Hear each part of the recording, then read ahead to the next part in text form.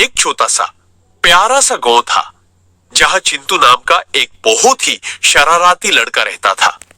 चिंटू दिल का बुरा नहीं था, लेकिन उसकी एक बहुत बुरी आदत थी। वो जो भी चीज खाता उसका कचरा सड़क पर ही फेंक देता था।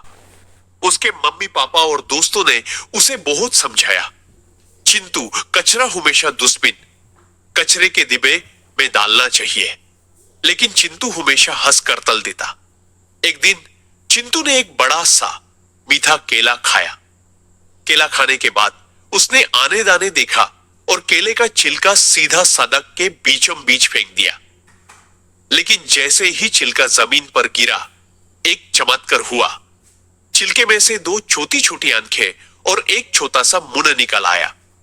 वो एक जादुई छिलका था।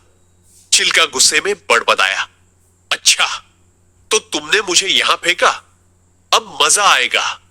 चिंटू दो कदम ही आगे बढ़ा था कि उसकी नजर एक मिट्टी के ढेर पर पड़ी जहां एक सुंदर सी तितली बैठी थी। चिंटू उसके पीछे भागने लगा, लेकिन जादुई छिलका रेंगते हुए चुपके से चिंटू के पैर के नीचे आ गया। चिंटू का पैर फिसला और वो सीधा कीचड़ में जा गिरा। उसके सारे नए कपड़े खराब हो गए और घुटने पर थोड़ी चोट भी आई। चिंटू रोने ही वाला था कि उस किसी के हंसने की आवाज आई। उसने देखा तो वो केले का छिलका हंस रहा था और बोल रहा था, कैसा लगा चिंटू? जब तुम कचरा भटकाओगे तो कचरा तुम्हें ही भटकाएगा।